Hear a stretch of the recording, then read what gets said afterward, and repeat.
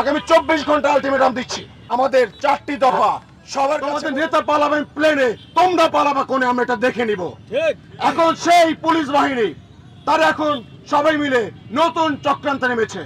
তারা এখন নানা রকম দফা দাবি নিয়ে নেমেছে। তারা এখন ল অ্যান্ড অর্ডার ব্রেক করে তারা নেমেছে, বলছে তারা কর্মস্থলে ফিরবে না যতক্ষণ পর্যন্ত তাদের দাবি না মেনে হয়। তারা বলছে তাদের যারা শহীদ পুলিশের মধ্যে যারা শহীদ হয়েছে, আরে ভাই শহীদ তো তারা হয় যারা জালেমের বিরুদ্ধে লড়াই করে মারা যায়, অস্ত্রের মুখে পড়ে মারা যায়, তারা হয় শহীদ। তোরা কিসের শহীদ?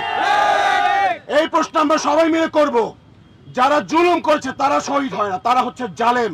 এবং যে পুলিশ সদস্যরা নির্বিচারে ছাত্রদেরকে খুন করেছে, এখন তারা ষড়যন্ত্রের ফাঁদ পেতে তারা বুঝে গেছে যে বাংলাদেশের জনগণ সেই সকল স্বৈরাচারের দোষরদেরকে কোনোভাবে ছাড় দেবে না। তখন তারা এখন আপনারা দেখেছেন সকল থানা থেকে পুলিশ চলে গেছে, পুলিশ লাইন থেকে পুলিশ চলে গেছে। একটা ব্ল্যাকমেইল যখন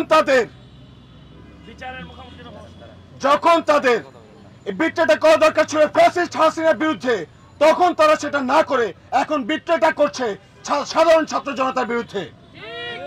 এখন এটা বলতে পারি আমরা একটা ব্ল্যাকমেইল। সো এই ব্ল্যাকমেইল আপনাদেরকে মনে রাখতে হবে, এই ব্ল্যাকমেইলে বাংলাদেশের মানুষ কিন্তু ভয় পায় না, বাংলাদেশের ছাত্র জনতায় ব্ল্যাকমেইল ভয় পায় না। সবাইকে মনে রাখতে হবে, আপনারা যদি এখন কর্মস্থলে না ফেরেন, যে 1.5 লক্ষ মানুষ এই যে হত্যাকাণ্ডের সঙ্গে যুক্ত ছিল, এই গণহত্যার সঙ্গে যুক্ত ছিল, যে 1.5 লক্ষ মানুষ এখন বিট্রে করছেন, মনে রাখবেন বাংলাদেশে এখন 26 লক্ষ বেকার রয়েছে। সবাইকে আমরা বলবো ওদের বাদ দিয়ে দিতে।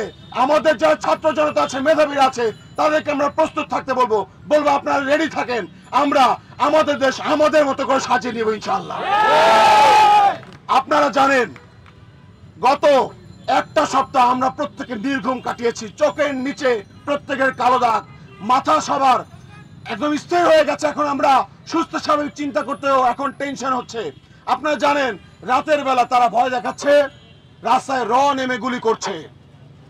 এই কিসের কার এই তথ্য কিন্তু আমরা সব জানি আসলে কোন যদি আপনারা মনে করেন বাংলাদেশের মানুষ বোকা, জানি এই হত্যাকাণ্ড কারা করেছে এবং সাধারণ মানুষের উপর কারা নির্যাতন করেছে, কারা আর্মিদের উপর গুলি চালিয়েছে এবং কার ভয়ে পুলিশরা আজকে ব্যারাক থেকে পালিয়ে গেছে।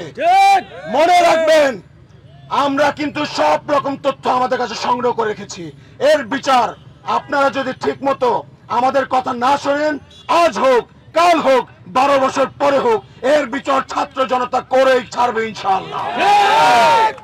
আপনাদেরকে বারবার বলছি, আপনারা যারা ফ্যাসিস্ট হাসিনার তাবেদারি করেছেন, আপনারা অতি দ্রুত বাংলাদেশের মানুষের কাছে ক্ষমা চান।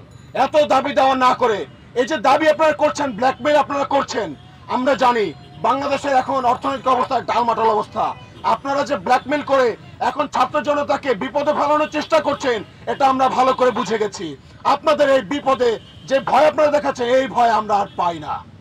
মনে রাখবেন আমরা আজকে বাংলাদেশের ছাত্র জনতা এক হয়েছি মানে বাংলাদেশের 18 কোটি মানুষ একসাথে দাঁড়িয়ে গেছে।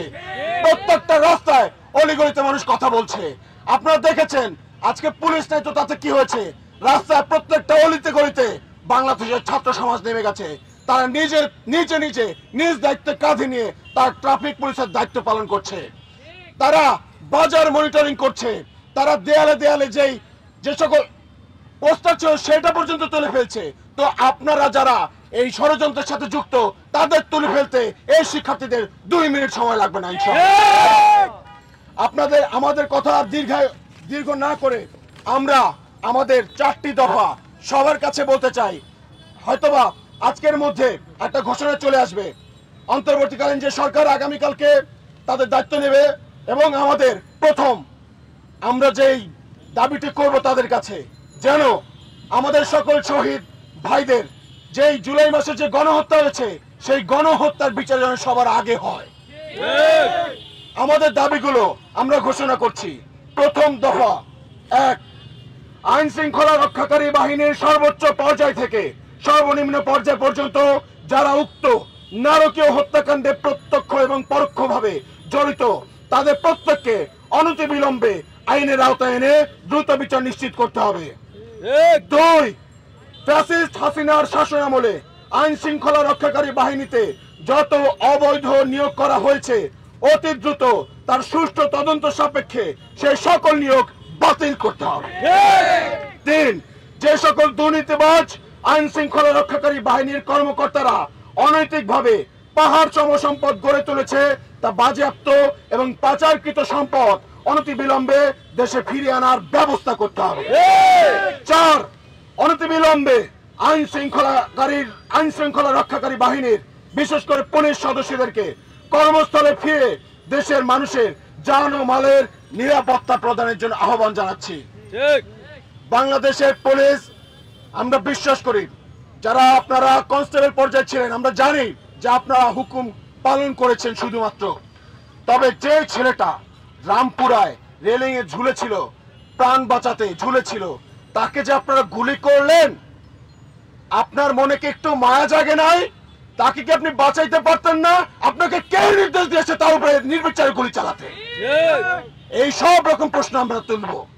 এরপর আপনাদের প্রত্যেককে আমরা আইনের আওতায় নিয়ে আসবো।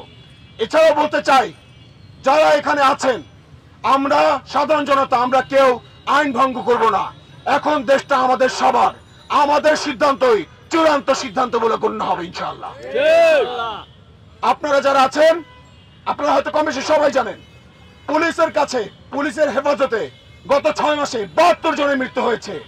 এরকম গত 13 বছর 2013 সালেও যদি পুলিশের হেফাজতে মৃত্যু হয়, পুলিশের হেফাজতে নির্যাতন আইন পাস করেছে, কিন্তু আমরা এতগুলো বছরে সে আইন কিন্তু কোনোভাবে বাস্তবায়ন হতে দেখি নাই। এখন যেন সেটা নিশ্চিত করা হয়, আমরা সেটা দেখতে চাই। এছাড়াও বলতে চাই, পুলিশের স্বচ্ছতা, জবাবদিহিতা নিশ্চিত করতে হবে। কোনোভাবে ল অ্যান্ড অর্ডার যদি ব্রেক করে তাকেও শাস্তির আওতায় নিয়ে আসতে হবে।